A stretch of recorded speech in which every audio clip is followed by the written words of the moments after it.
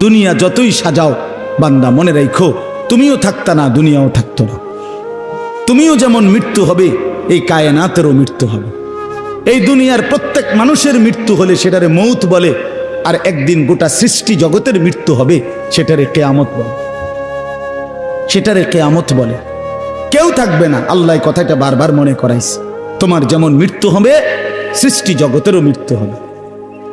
ইজাস সামাউন ফাতারাত ওয়া ইদাল কাওয়াকিবুন তাসারাত।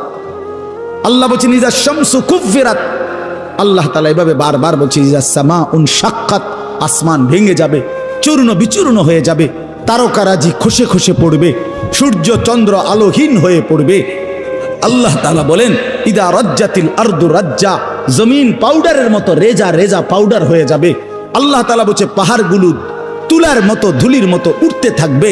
আল্লাহ বলছে বান্দা একদিন আমি গোটা কায়নাত আমি শেষ করে দেব, আমার সংসার আমি গুছায় ফেলবো, আমার এই কায়নাত আমি আল্লাহ তাআলা ইসরাফিলের সিঙ্গার ফু দিলে আমি আল্লাহ তাআলা গুটিয়ে ফেলবো।